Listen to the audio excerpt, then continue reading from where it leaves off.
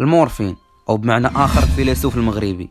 أولا وبناء عن طلبكم بغيتو حلقة على هذا الرابور من أعمدة الراب المغربي. رحبوا معايا كاملين مهدي مهيب. طال الكوبرا كبر مشى للغربة غبر طلع الفورما سبع عاوتاني الميكرو نحرق الدم الادرينالين نكادري لاريم نقدر نطم نكمل بالميم نقربولي العربي وبولي حيت كل فين عاش ضاع المروكي. اسم الشهرة المورفين.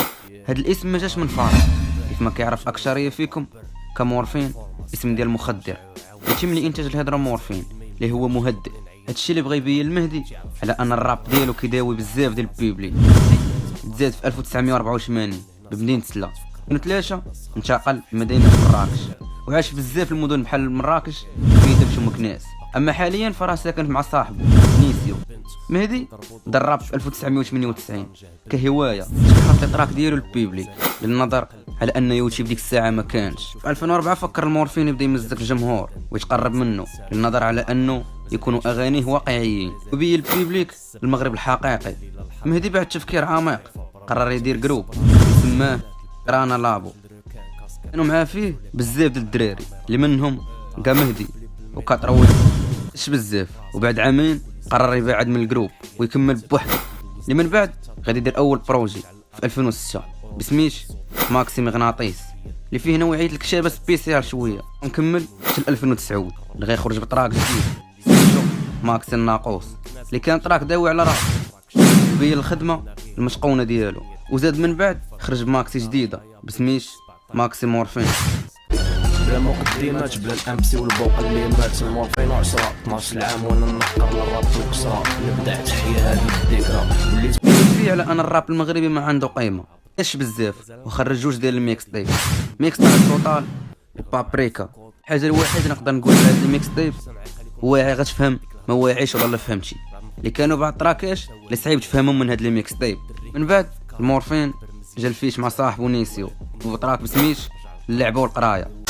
يطلعنا برو 2011 لعبه وفراجه كتلقى مرا في كاجوقه زعمود حرقوا بالبابيليز يطلع فيك ويهبط لعبه بوكو دوفيز.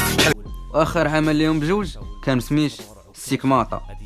دابا جا الوقت باش نهضروا على المورفينيه اللي كانت فيها 30 تراك وكل تراك ينسيك في الطلاق اللي قبل منه.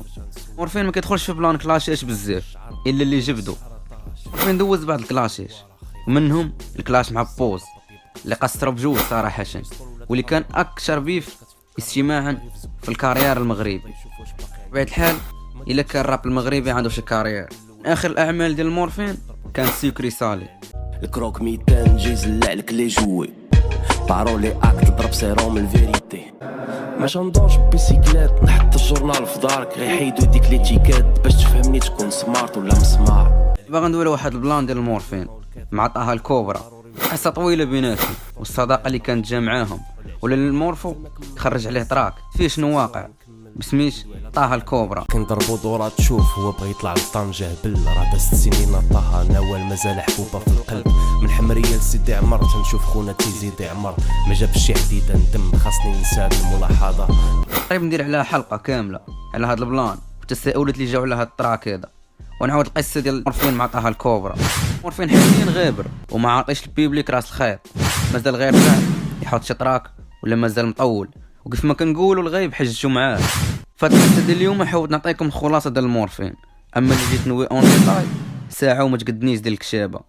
بلا ما نطول ما تنساش الكونسوماسيون ديالك لايك والاشتراك. لو كنت شي اول مره دير ديك سويف الله 200 جي زلع لك لي جوي بارولي اكت ضرب سيروم الفيريتي لاعب سوليتير صفت الدواسه قدامي نكتب بيسي نسمع ببوك الغاشي دراري وبنات اللي تمرفلو عاشو في البي تنسلمو من بعيد غير بكونيل ديودوني جيتها في اللاكس جابس غي اكس ديودورون نهار خدمت المطيح سبت طريقي للسومي